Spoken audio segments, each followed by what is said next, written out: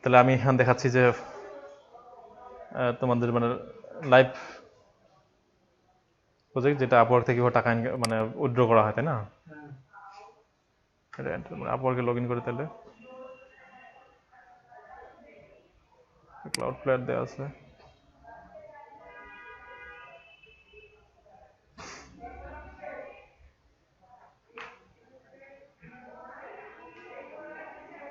আচ্ছা, প্রথমে যাইতে হবে হলো যে আমার রিপোর্টে যাব আমি। হ্যাঁ, রিপোর্টে মানে ডাইরেক্ট যাচ্ছি আমি একদম। রিপোর্টে ক্লিক করলে তোমার হলো যে ব্যালেন্সটা দেখা যাবে, কত ব্যালেন্স আছে। না মানে ব্যালেন্সের ড্যাশবোর্ড দেখা যাবে আর কি। হ্যাঁ, দেখো অ্যাভেলেবেল ব্যালেন্স আর কি। এখানে কাজ করলে এখানকার বিষয়টা বলি একটু, যে সাপ্তাহিকলি পেমেন্ট হয়, অ্যাড হয়, ঠিক আছে? সপ্তাহে এখানে যত কাজই করো তুমি, সপ্তাহে 2 দিন পেমেন্ট রিলিজ দেয় ওরা। কাজ করে রাখবা রবিবার রাতে। রবিবার আমাদের এখানে ভোর 6টা, মানে ওদের এখানে রবিবার সন্ধ্যা 6টা। আচ্ছা, রবিবার সন্ধ্যা 6টায় ওরা পেমেন্টটা রিলিজ করে এখানে ইন রিভিউতে জয়েন করবা। শনি থেকে রবি জয়েন করবা, এখানে জমা থাকবে। রবিবার রাতে রিলিজ দিবে এখানে ইন রিভিউ, মানে এটা ক্লায়েন্ট রিভিউ করে রিলিজ দিবে। ক্লায়েন্ট রিভিউ করে রিলিজ দিবে পরের সপ্তাহে, এক সপ্তাহ পর। রিলিজ না দিলে অটোমেটিক রিলিজ হয়ে যাবে এক সপ্তাহের মধ্যে। হয়ে তারপর পরের মঙ্গলবারে তোমার এখান থেকে পেন্ডিং থেকে অ্যাভেলেবেল চলে আসবে। এই যে অ্যাভেলেবেল দেখা যাচ্ছে, এই অ্যাভেলেবেল এইটুকু টাকা তুমি হলো যে উইথড্র করতে পারবা। তো ওখানে ক্লিক করো। ওখানে ক্লিক করলে তোমার হলো যে গেট পেড নাও, গেট পেড নাও।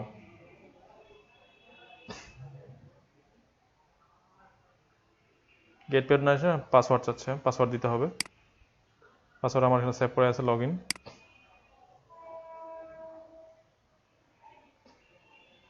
আচ্ছা, পেমেন্ট মেথড আমার অনেকগুলো পেমেন্ট মেথড অ্যাড করে দেওয়া আছে।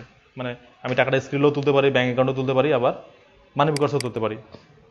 তো এখানে আমি তুলতে পারি পেওনিয়ার ডেবিট কার্ডের তুলবো।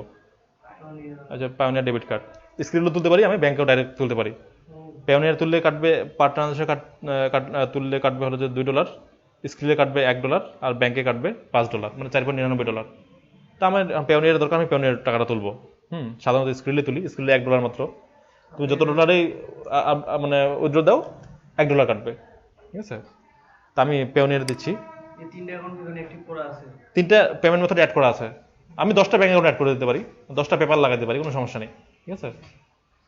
আচ্ছা, অ্যাভেলেবেল ব্যালেন্স সবগুলোই $2 কাট নেবে। আপওয়ার্ক ফি হচ্ছে $2। অ্যাভেলেবেল ব্যালেন্স 30 দিলাম, তাহলে আমি পাবো হচ্ছে যে $28 আমার অ্যাকাউন্টে যোগ হয়ে থাকবে। দিয়ে দিলাম। আচ্ছা, ডান। অ্যামাউন্ট টু বি উইথড্রন, ডান। আচ্ছা, আমার এখন মেইলে একটা মেইল যাবে।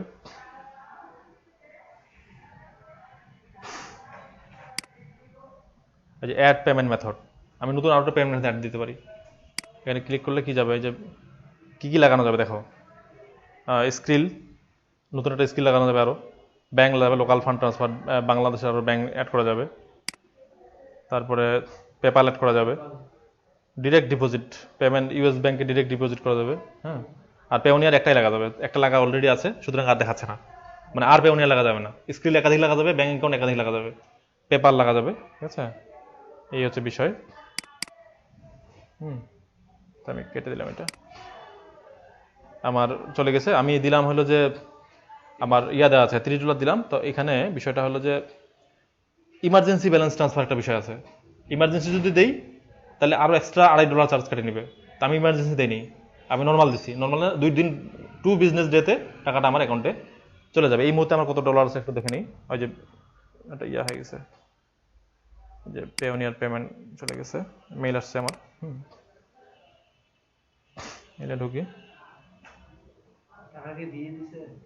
না, জাস্ট মেইল গেছে। হ্যাঁ, এবার মেইল কি আসছে দেখি। আপওয়ার্ক মেইল, আপওয়ার্ক থেকে মেইল গেছে 2টা। আপওয়ার্ক হচ্ছে পেমেন্টটা কনফার্ম করেছে, ইউ রিসিভ এ পেমেন্ট। আচ্ছা, এখানে একটা বিষয় আছে, কনফার্ম করতে হবে টাকাটা। এখানে কনফার্ম করতে হবে, কনফার্ম করলাম।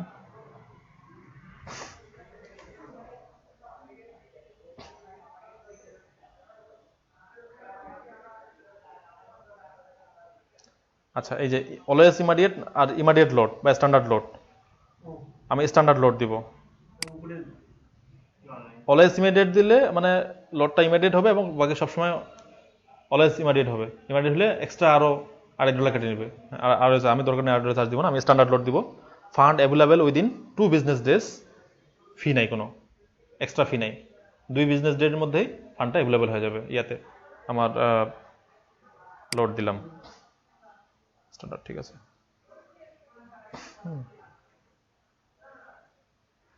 এনাবেল ইমিডিয়েট লোড না, দরকার নেই এনাবেল ইমিডিয়েট লোড, এখানে এটাই দেখা যায়। ওরা একটা চার্জ পাবে ইমিডিয়েট লোড দিলে। ইমিডিয়েট লোড দিলে প্রায় আধা ঘন্টার মধ্যে টাকাটা চলে আসে, ঠিক আছে। তো এই হলো মোটামুটি এইভাবে করে। আর এখানে আপওয়ার্কের কনফার্মেশন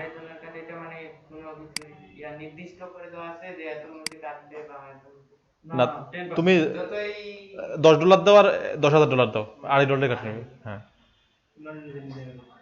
ইমার্জেন্সি নিতে গেলে হ্যাঁ $2.5 কাটবে, ওইটা একটা ফি। আর এখানে আপওয়ার্কের ক্ষেত্রেটাই, তুমি $100, $500, $1,000 উইথড্র দাও, সর্বনিম্ন উইথড্র দিতে হয় $10, $10 নিচে উইথড্র দেওয়া যায় না। $10 উইথড্র দিলেও $1 কেটে নেবে স্ক্রিলে, আর $2 কেটে নেবে মানে পায়োনিয়ার, ঠিক আছে। আর $5 কেটে নেবে তোমার হচ্ছে ব্যাংক।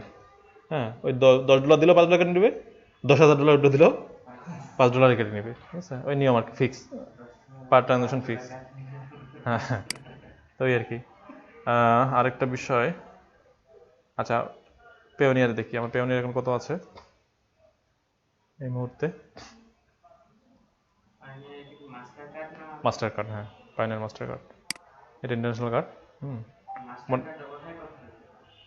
এখানে পাইনিয়ার যদি ইয়া করতে হয়, এখানে $3.83 আছে, তো তোমার হলো যে এখানে অ্যাড হয়ে গেলে প্রায় $31.83 হবে তখন।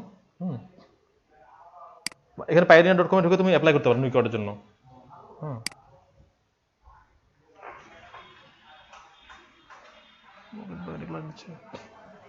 মাই পাইনিয়ার ঢুকে তোমার যে এই যে নিউ টু পাইনিয়ার সাইন আপে ক্লিক করলে তোমার হলো যে একটা কিছু প্রসিডিউর আছে, তুমি ইয়ে করতে পারো, কি বলে যে অ্যাকাউন্ট খুলতে পারো পাইনিয়ারে, ঠিক আছে। তো সেক্ষেত্রে কার্ডটা আসার 1 বছরের মধ্যে সম্ভবত অ্যাক্টিভ করতে হবে, এবং মার্কেট প্লেস থাকে। প্রচুর চার্জ কাটে, প্রতি বাৎসরিক চার্জ কাটবে $29। আর হলো যে ট্রানজাকশনে ভালোই চার্জ কাটে মোটামুটি। স্ক্রিলে তেমন চার্জ নেই, স্ক্রিলে অ্যাকাউন্ট খোলা ফ্রি, ট্রানজাকশন দিলেও মাত্র $1 কাটবে। তবে স্ক্রিলের ক্ষেত্রে স্ক্রিল টু স্ক্রিল ট্রানজাকশন করলে 1% কাটে। হ্যাঁ, ওখানে আবার ওই কাটে না। আর এখানে পেওনিয়ার ট্রানজাকশন কোনো চার্জ কাটে না, ঠিক আছে। এটা একটা সুবিধা। আর পেওনিয়ার থেকে আবার তুমি যদি ব্যাংকে তুলতে যাও সেক্ষেত্রে একটা চার্জ কাটবে, এবং পেওনিয়ার কার্ড থেকে তুমি ডাইরেক্ট তুলতে পারবা, মানে বুথ থেকে টাকা তুলতে পারবা। সেক্ষেত্রে পার ট্রানজাকশনের মধ্যে $3 করে কেটে নেয়। 500 টাকা তুললেও $3 কাটবে, 5,000 টাকা তুললেও $3 কাটবে, ঠিক আছে। তবে যারা বড় মাপের ট্রানজাকশন করে তাদের জন্য কোনো $3 কোনো ব্যাপার না, ঠিক আছে। যারা ডেইলি 5, 10 হাজার 20,000 টাকা তুলে তাদের কোনো ব্যাপার না। আর স্ক্রিলের থেকে টাকাটা স্ক্রিল আমি সাধারণত বিক্রি করে দিই, অন্য স্ক্রিলে বিক্রি করে দিই। প্রথম এই যে আরাফাতকে দিই স্ক্রিল, প্রথম আমাকে টাকাটা দেয়। হ্যাঁ, ওর যারা ফরেক্স করে তারা স্ক্রিলে টাকা নেয় আর কি। স্ক্রিলে দিয়ে দিলাম, ও আমাকে টাকা তখন ব্যাংকে দিয়ে দিল বা বিকাশে দিয়ে দিল, এটা একটা। আর হলো যে অথবা আমি স্কিল থেকে ব্যাংকে তুলতে পারি, স্কিল থেকে ডিরেক্ট ব্যাংকে তোলা যায়, আমার ঝামেলা করে অনেক, আর চার্জ কাটে বেশি। ওটা বেশি ডলারের ক্ষেত্রে হয়, বাট অল্প ডলার তো আমি ধরো 100-150 স্কিলে দিয়ে দিই, তখন আমাকে ট্রানজাকশন ফি মাত্র 1%, মানে $1 গেল, আর বাকি টাকাটা সে আমাকে দিয়ে দিল বিকাশের ব্যাংক অ্যাকাউন্টে, আমার খরচ হলো না। আর স্কিল থেকে ব্যাংকে নিতে গেলে তোমার $5 কাটে নেবে, অনেক ঝামেলা, ঠিক আছে। তো এটা আমি ভিডিওটা এখানে ক্লোজ করতেছি।